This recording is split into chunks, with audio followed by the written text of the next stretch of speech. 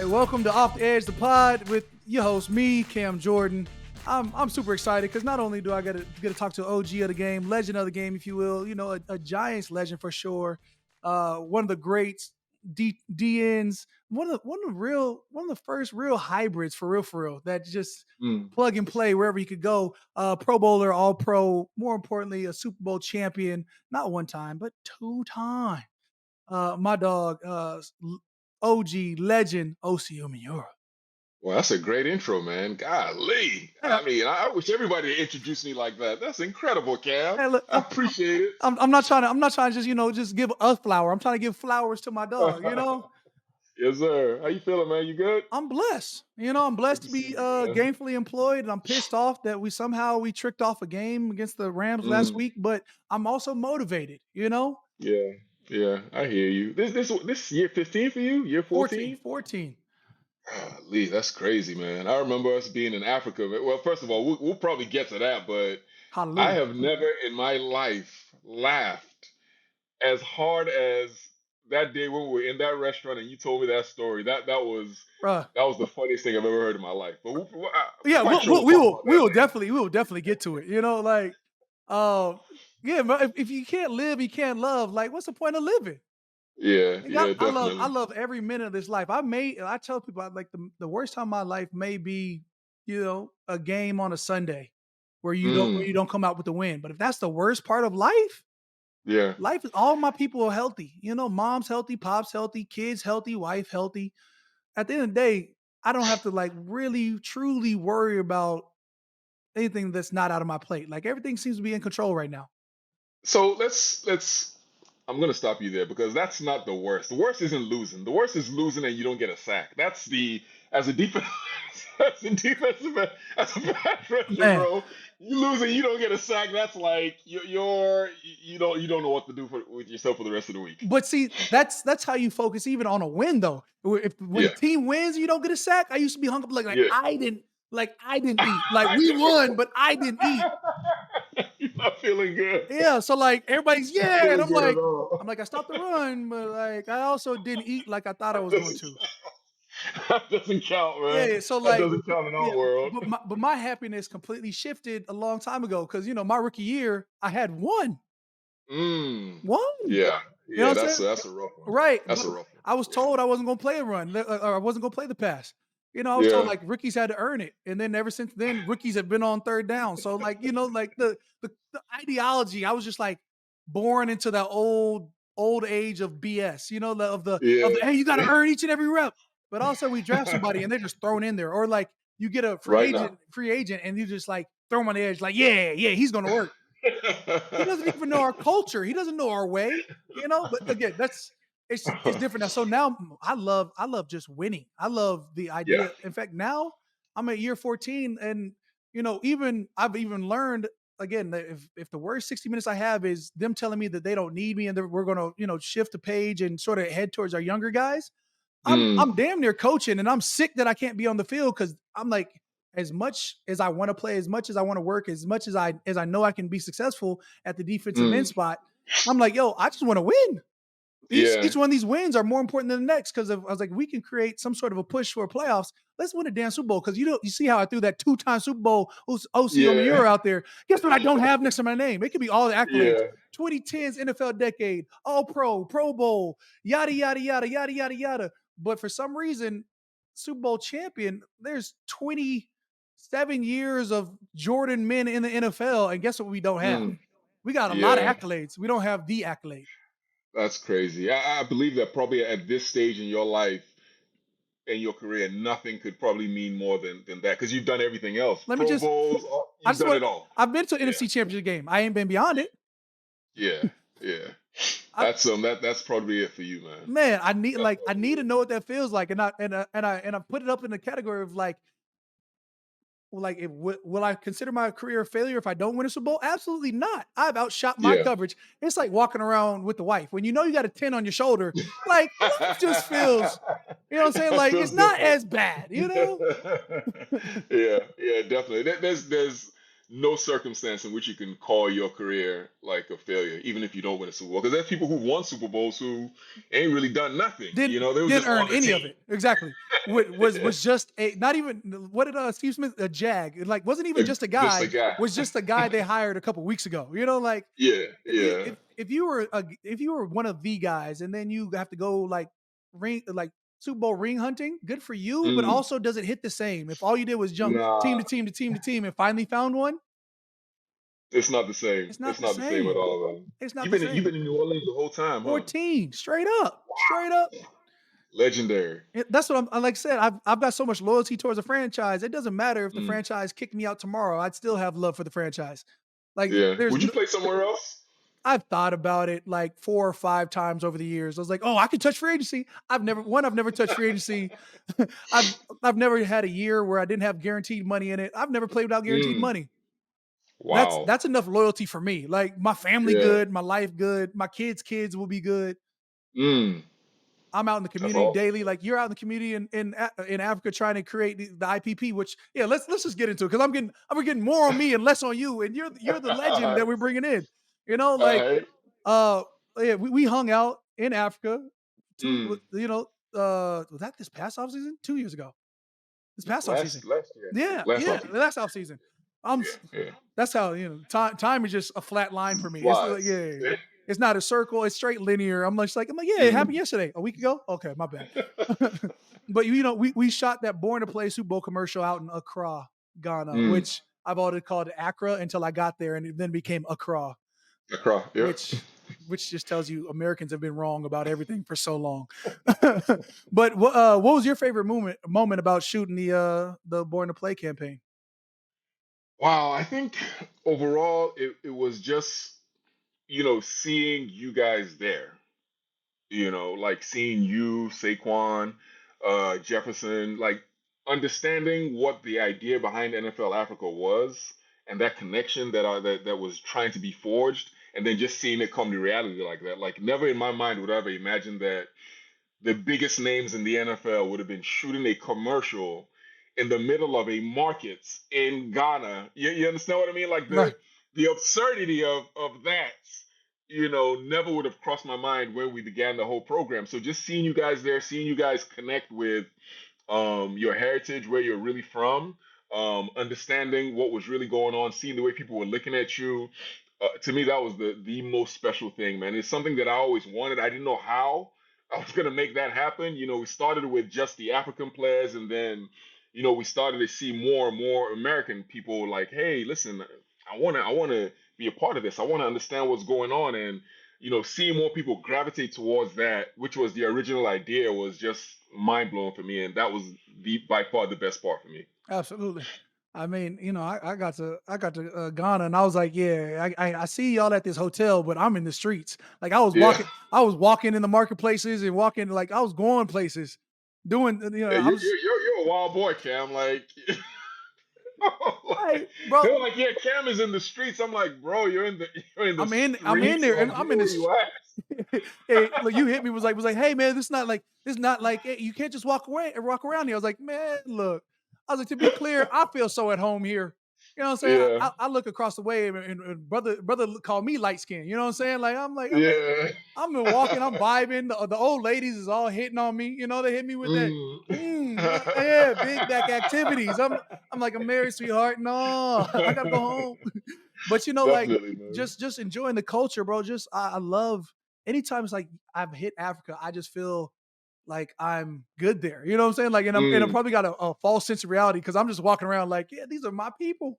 Yeah, Whether it's been yeah. Egypt, whether it's been Ghana, Liberia, the more Africa I see, it's just like the more I feel like, when you walk around and all the owners, all the whatever is history that you may have a part of, like, you do the 23andMe and I'm like, oh, you got Nigerian, Ghanaian, Ivory Coast, Mm. yada, yada. And I'm like, hell yeah, motherland strong. So, Because that's like, to be completely honest, the understated part of NFL Africa is that there's a connection that has been broken so many years ago, and I feel like there's a misunderstanding between those two people. And just now you're starting to see that connection be reestablished and come back together. And I have to be, I love to see it, man. Like, to me, I was just in awe. Like when I would watch you, in Ghana, I was just looking in my head, I was like, man, this is so cool. Look at what sports can do. You know Right. what I mean? Like, look at what sports can do. Bring people back together like this, man. And having you in that environment and having all you guys in that environment, man, the most special part of everything for me. Oh, man, that was, hey, legendary vibes. And then look, you took me to a food spot. You like you got me off the streets for real. I was just rocking, roaming. I went to the beach. I went to like some other stuff. They're like, hey, it's not so safe over there. I was like, bro, I don't know where I'm at. I was like, I've been as far as the favelas in Brazil and the hoods Yeah. from California to New York. I don't really care if you got great food. I'm going. Big Mac Yep. activities all the time. But you took me to this hole in the wall spot. You're like, no, this is like. You're like, yo, Cam, this is a place now. Hey, Yeah. it's not gonna have the highest. You like there might be a hole. Bro, we got in there and there's literally holes at the ceiling. They had plastic containers catching the free fall Water. dripping, yeah, whatever the water dripping down.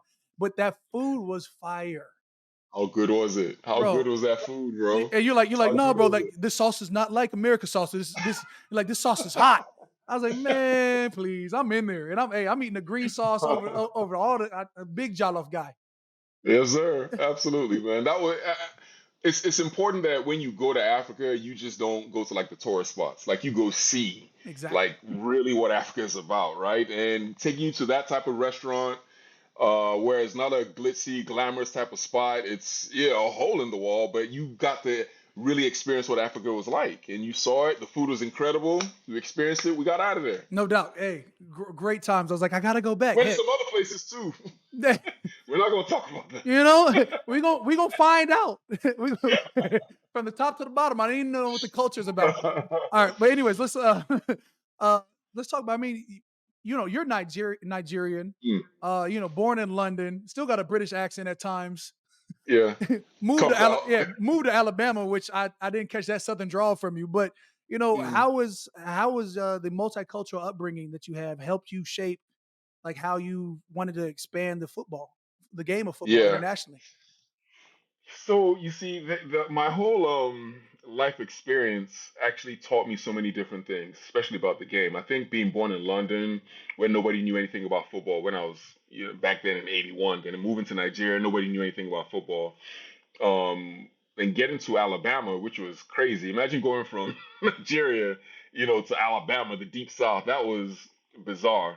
But then I started to play the game, and what I realized was in Nigeria, I wasn't one of the top athletes there. Like I just wasn't. There's so many people who had much more athleticism. They were better athletes than me. But as soon as I got to America, for whatever reason, I became a pretty good athlete. And I said, well, this game right here gave me the opportunity to get an education, and then from there go into the NFL and make all this money. And everybody's trying to do all these different charities and they're trying to do all these different things in Africa. I was like, well, we have this amazing resource, these incredible athletes, and Right. nobody's giving them an opportunity. So rather than doing charity the way people usually do it, why don't we do it a different way? Why don't we use this game, which is American football, to give the people, those incredible athletes, opportunities that, or ordinarily they wouldn't have. And that was the whole idea behind the NFL Africa program. We have, I think it's like 6 players now in the NFL. We have a couple in college, some at the NFL Academy here in the UK. So it's just really a program of utilizing what they have there to give them opportunities. It's not just, oh, we're going to do charity, we're going to do this, we're going to build well. No, these guys have incredible athletic ability. These guys have the ability to do things that can actually help teams. They can help colleges. They can help, the NFL Academy. Okay, cool. Well, they're going to get education. They're going to make some money. Got people who are on the streets that are currently in the NFL. They're sitting probably in the same meeting room as you. Right. Imagine somebody being like, the places that we saw them in Accra, Ghana, just out there, and then like a month later, they're in the NFL and in training camp. They're training. They're getting prepared for football. Like, the mind mess that does, and just seeing things like that happen. There's really nothing quite like it. Hell, bro, my stunt double was bigger than me. Bro, you like, Right? bro, he was super swole, and I was like, "What do I need a stunt double for?" But I was like, "Yo, also come play nose tackle for me." Like, Yeah, yeah, yeah. It's crazy. come split this double team. You were built for this, and you didn't even know it. Like, it's just, yeah, that's one of the craziest scenes is like watching kids, go beachside in Ghana watching them play soccer, for them Mm. football, and how athletic they are, and just like it looked like they were running on top of the sand, like Yeah. little speedsters. Yeah. And I was jogging on the beach getting my little cardio in, and these kids are rolling. And I was like, all right, Really. bro, they're athletes everywhere, but their focus is, on a primarily non-contact sport. Yep. Whereas come play wide receiver, big dog. I was like, I see you rolling. Something. Like you could Gotta probably do hold your something. own in a little seven, but Yeah, that's really what that was about. That's what we've been doing, and thankfully the NFL got behind it. It's been incredible. I wish, I know you travel to Africa a lot. I hope like along these next trips when we do another one of these camps where we're going to go get these athletes, Cam, I want you to just come and I want you to see where these guys are training. You see them practicing. You're like, okay, cool. Well, that guy, I don't know about this guy. right. He's got the size. He looks athletic.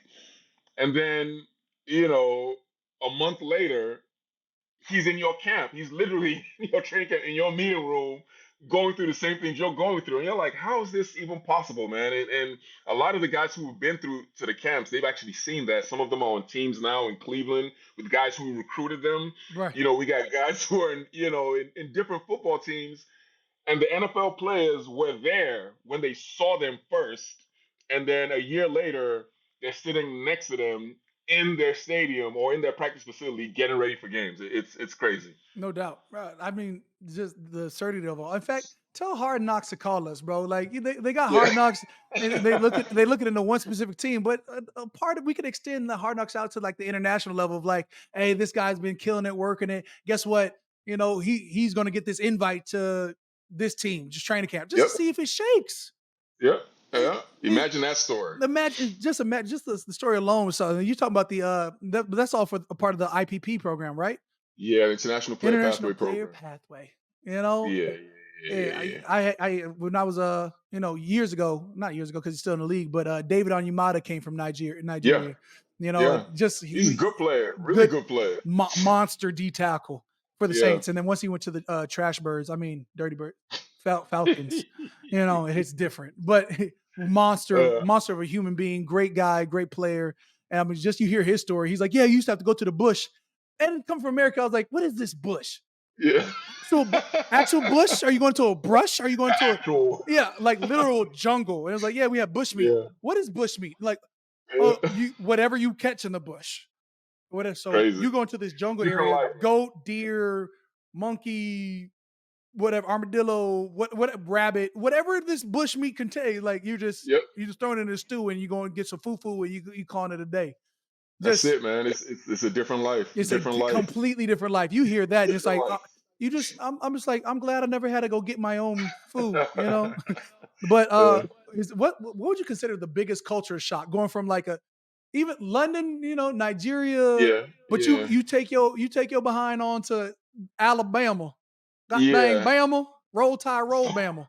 so, Well, really, you was so. more like War Eagle Bama, but Oh, yeah, yeah, yeah. you were But there's a lot. There's a lot to unpack there. There's a lot to unpack there because you know when I was in Nigeria, people would bring back like tapes from America. mhm, And so they would bring back like it would be the Cosby Show, it'd be the Fresh Prince of Bel Air, it'd be Beverly Hills 90210, it'd be Baywatch. yeah, So Cam, my idea of America was that.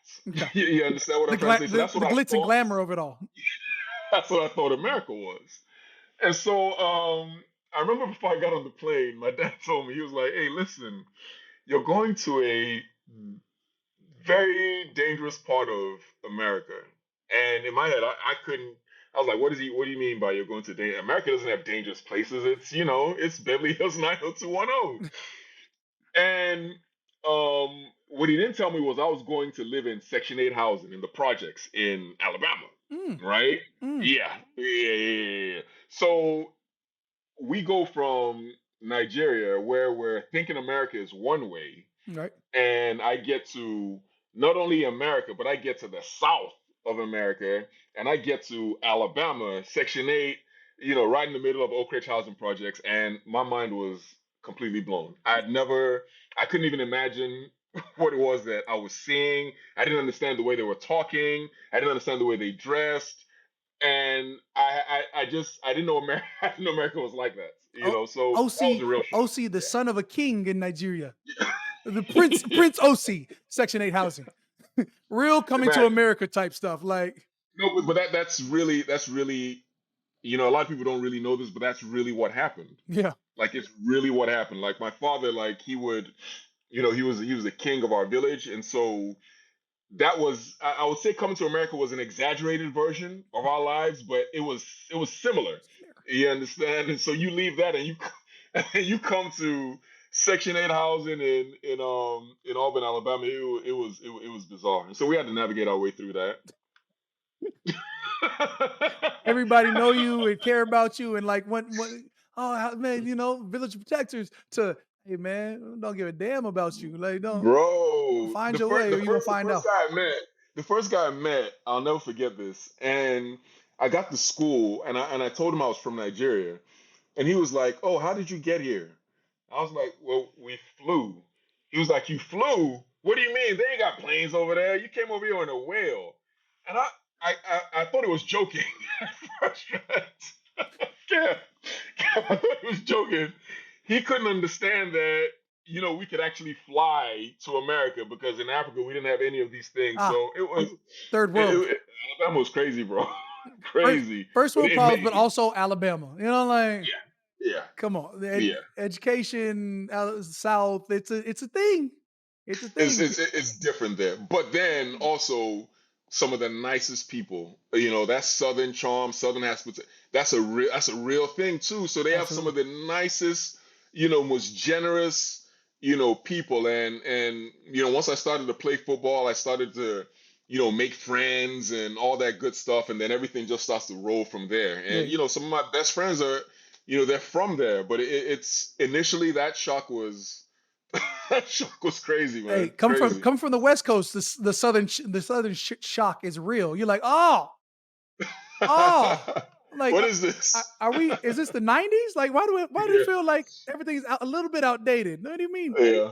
Okay. It's crazy. I mean, the transition alone from New Orleans from 2011 to 2020 something has been outstanding. Like, so I can Mm, only imagine what it was like in Bama. God dang, yeah. Bama. Yeah. You, But you I'll you be like New Orleans? You like it there? love it. Love New Yeah, Orleans. bad vibes whenever I come there, man. I don't know why. I mean, because you used to come with the Giants, so anybody that was a True. part of the ops is the ops. Like, That's true. That's you true. yeah, you live here, they love you, you play for Yeah. here, like they're willing to go out their way for you. And it's unlike New York. Like New York, it always feels double edged. Like even when they like you, you feel like they're ready to stab you in the back. Like here, guys is They just are easy now. yeah, Easy on my New York East guys Coasters, now. man. East Coast, you Easy never hey, now. you never really know where you stand with them. You be like, you're With my them. guy, but you're also not their guy. I hear you. Hey, you know what I didn't know? Because I played my final 2 seasons in Atlanta with the Falcons. Yeah.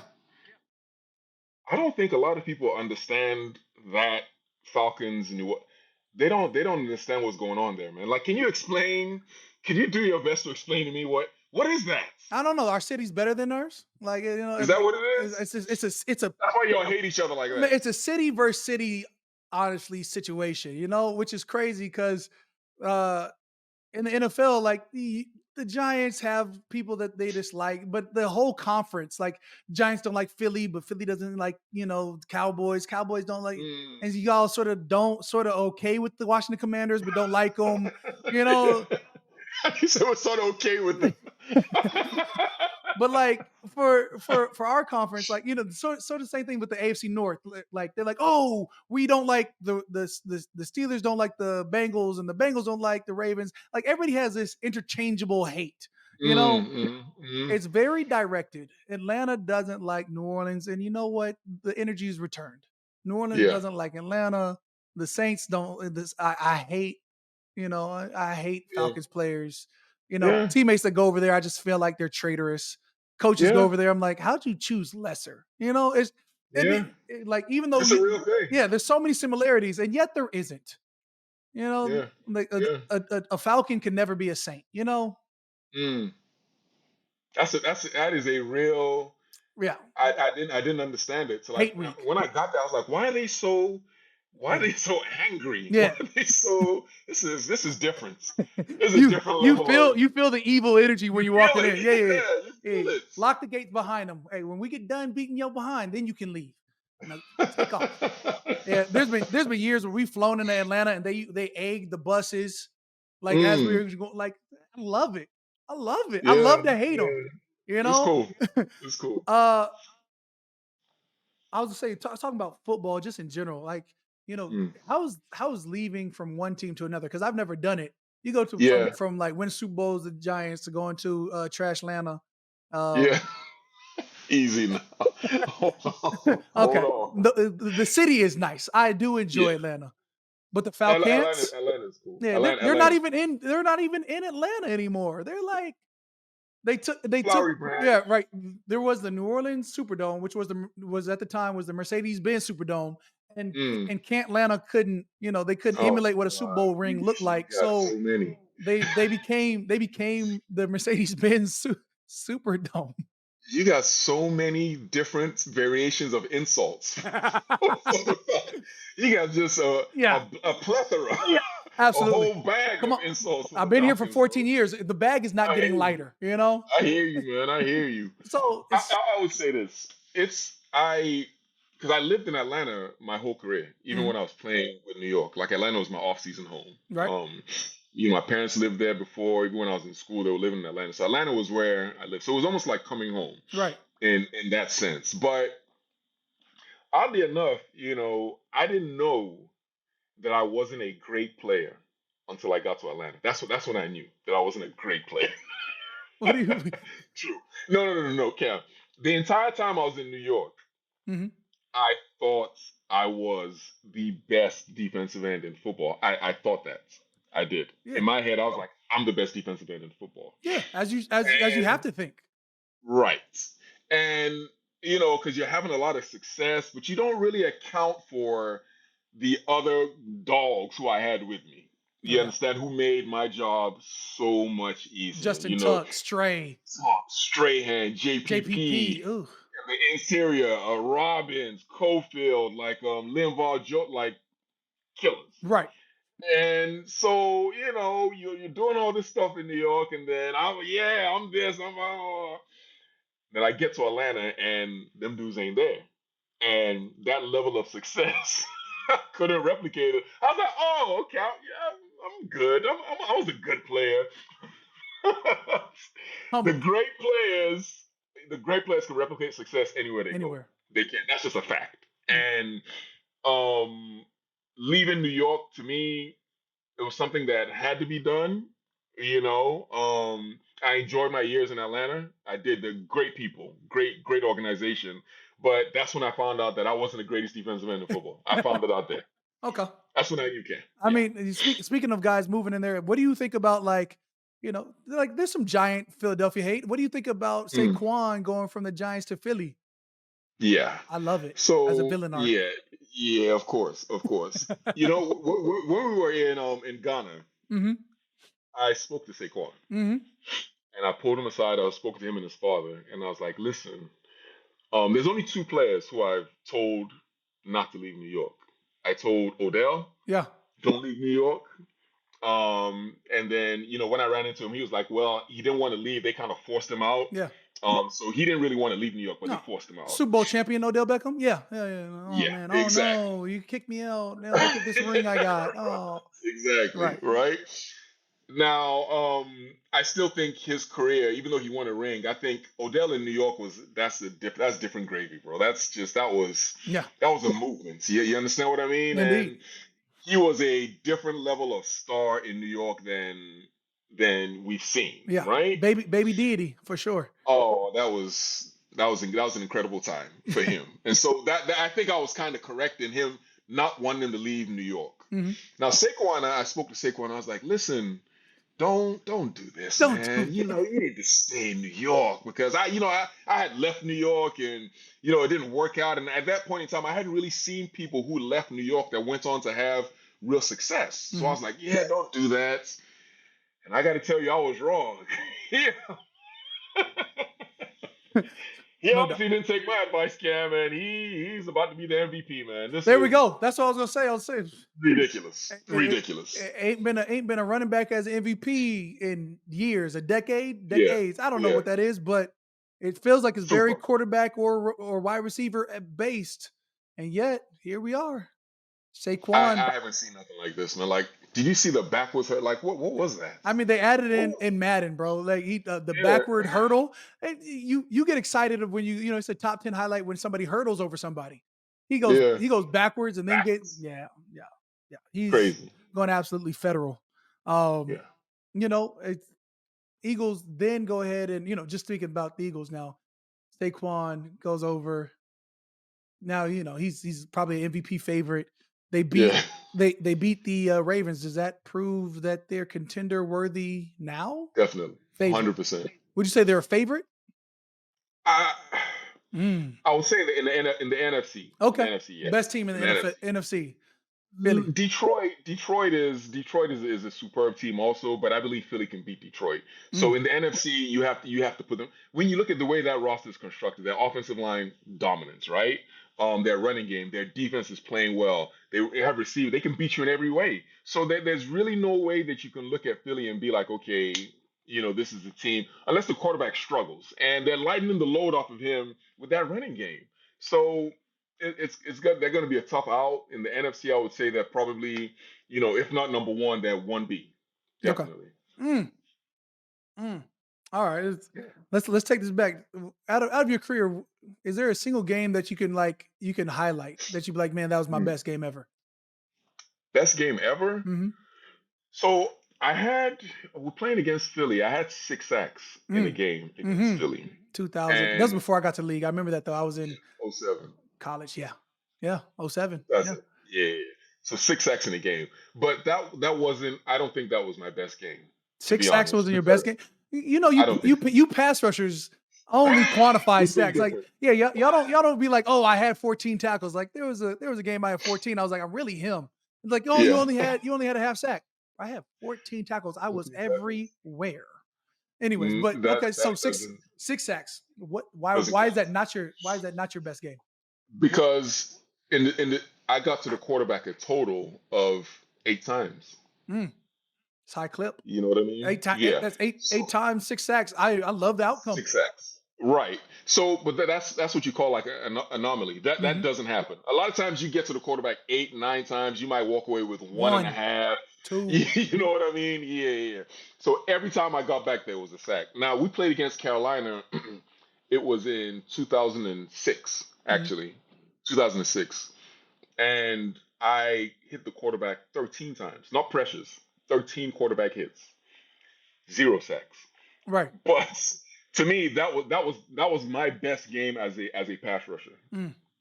I'd never pass rushed like that before. That was my best game as a pass rusher. 13 quarterback hits. 13 is crazy. I'm 13 back not there. pressures I hits. might have been more sick leaving that game than I would off of, oh yeah, like I got 6 sacks off 8 hits. 13 and you leave with nothing? Nothing. Zero. Zero. Like Absolutely when I tell nothing. you I'd leave the game so frustrated, like, oh, you had a great game. Boy, don't talk to me right now. Like I gotta figure out how to get one step faster. I don't know. Yeah. I'm on sled training for the next 5 days because I'm clearly getting there or not getting there. Yeah, Trying to get there. Yeah. that would have hurt my feelings. Like more, Crazy. it's the success that you don't have that I feel like bothers me, anyways, more than ever. Like you could come up with, I played Philly and had 3 sacks against Mike Vick when I was younger, and I was like, this is my first 3 sack game. I was like, amazing. You Mm. turned on the film, but you fell off two. Like now it was Yeah. like it really could have been a 5 sack Man. game. Like That I you had a mad. good game, but it could have been legendary. Like. Yeah. Yeah. I hear you. But for you to say, what you hit a quarterback a dozen plus times, well, and come up with nothing, I'd probably Nothing. Zero. me and you would have the same amount of hair. I might have pulled it all out. It would have been done. And like, nah, Sick bro. to your Like, stomach. what? Sick. But that Ah, those pass rushers are, we're a different breed, man. You know this. You know what even makes me mad? Like when we would have interior players. You know what I mean? Like, Linval yeah. and Fred trying to get sacks. I'll be angry. I'll be like, no, no, no, no, no, no, no, You gonna no. stop the run. You played the screen. Hey, in fact, I tell D tackles all the time before they try to convert me to D tackle this year. D tackles stop. They stop the screen. So if there's a Yeah, screen, that your yeah, job is to get in front of that running back and buy us one more second because I should be on his ass or the next DN should be on yes. his. Like you stop the run and stop the screens. Let That's let your us take job. care of that. Exactly. I would tell Linville, I was like, okay, listen. And he'll tell you know Linville, Joseph? Joseph I think Limbo, he's still absolutely playing. Yeah. monster. What do you mean? Monster, He killer. was he was really good at the Giants, but he made his Yeah. hay in Minnesota. In Minnesota. That's where he became a real baller. But when we're in New York, I would tell him, because he'd be trying to get sacks. I'd be like, listen to me, Limbo. Listen. You see, there's a tree and it's full of fruits. And the fruit is the sack. Your job is to pull the branch down. So I May pluck it. that fruit is not for you, Limbo. That was my feeling on the area, guys. Yeah, But this defensive ends, bro, we're a special breed, no doubt, man. A no doubt. special breed of people. Ego maniacs at times. Like you go in and be like, if somebody falls off it and you get it, you literally like, hey, bro, it's all full circle. It'll come back your way. It'll come back your way. It sure will. Come back to you. But if you don't want Come it, back I do. to you. They all count, man. Yeah. That stat sheet is gonna say for Look, me, bro. Not for it may you. not say your name, but you're in there. Like when you look at my sacks, think about it as an us thing. Like the defensive ends are sickos. Like, Sick people, hey, the sick way individuals. the way you felt about nose tackles, that's why I look at linebackers. I see Demario Yeah. Davis like blitzing. He has 6, 7 sacks on the season. I'm like, you're dead wrong. You should be What are you you should doing? be covered. You should be in cover two, buying us time to do what we could do. No linebacker ever, no middle linebacker gets paid off of sacks. Like No. it's a high five for you. You're gonna get paid off of your deflections and your tackles. And if you have Period. interceptions, that's your cherry on top. Nobody cares about your sacks, Double D. Go back there and cover that tight end I like you're still supposed to. cover. But Hell yeah. man, that's crazy. No, Yeah. look, I know you got things to do. I just wanted to appreciate you for your time, man. Appreciate you coming Of on, tapping in course. with the Pod Off the Edge podcast, bro. For all your success, for all the leadership, for all the ambassador programs that you're lending power to and creating a platform for. It's not only commendable, it's going to be the future. I hope I 20, appreciate 20 it. years from now, we're not going to talk about how few Nigerians are in. We're going to talk about how many Africans are part of the NFL. Let's go. But Let's go, Cam. Let's like I go. said, appreciate you tapping in off the edge, the pod with Cam Jordan.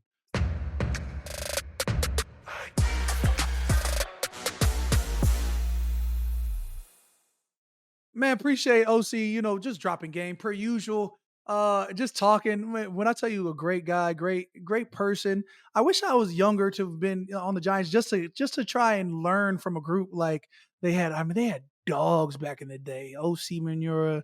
You talk about Mike Strahan, who's a legend. Every defense fan wanted to be like Mike. Want to be like Mike Strahan.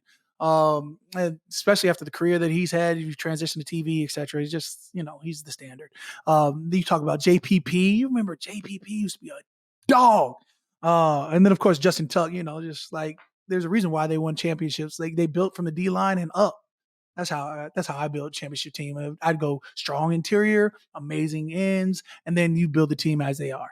But anyways, of course, amazing quarterback. We could take back prime Drew Brees and just give them, me bring in Trey Hendrickson, Will Smith as a pass rush in 3, and then I'd take probably prime Cedric Ellis or Sheldon Rankins or now Brian Brzee. He's got 6.5 sacks on the season. Either way, there's just the Saints wants that I can never have that I can't get back. But there's more to be had. So we'll see how this shakes out. We're entering the segment I like to call the final push. And honestly, when I think about how we lost to the Rams, we lost by 7. We 21-14. We had a chance at the end to finish it. I wish we would have just finished. The pivotal change the last couple of games has been finishing strong. Start fast, finish strong. We started fast, 3 points up, 6 points up. We go into halftime 6-0. You have to be able to finish those games. Go 21 points on the defense in the second half. Just now calling it embarrassing, it hurts. Because if they don't score after the second half, they can't win. For it to come down to the final wire, we don't get it done. This shit Got to figure out a way to get back in the W column. I mean, our division is still up for grabs somehow, some way. We have to be able to close this out. We go 5 strong. You can't tell me we're not sliding in. We still playing hopeful games, meaningful games. So we have to be able to figure that out. Have to. I mean, it doesn't help when you lose guys like, Nick Salvaderi goes down, our starting offensive guard for the game. He goes down. Um, then, Tyron goes down, but he's coming back. I think comes back in, or maybe he doesn't, but it's not as bad as I think. But then you lose Taysom Hill, and you lose a guy like Taysom Hill. It's a Swiss Army knife. And I'm not even sure what the injury was. I'm not even going to talk about it because if it's season ending, like it probably will be, that hurts. I mean, you've seen what he does in our short yardage game alone, and that's game saving. Nobody stops Taysom. 3rd and 2, third and 1. How? You can't. So that changes the dynamic. Where's he going to line up at? Wide receiver, slot, tight end, fullback. Heck, he might be the 13 personnel, big tight end. I mean, he plays every position. So to lose something like him, man, that's going to take an adjustment. You can't replace a guy like him. I mean, you've seen when he's healthy and when he's out. That's like replacing a guy like AK. You can't.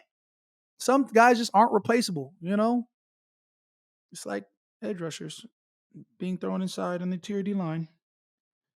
But I digress. So we got to be able to find our way to win. The Saints fans have been nothing short but amazing.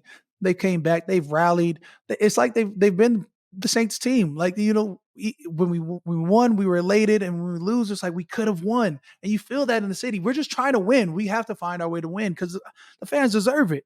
I think that, for random people that I saw like online, were like, hey, we should tank for a spot. What are you talking about? There's no tank. It's this year or nothing. It's like the Super Bowl is in New Orleans, and you telling me we still have a playoff chance? We can't tank. Ain't no such thing as tanking. We have to take that. Take? Yeah, not tank. Take.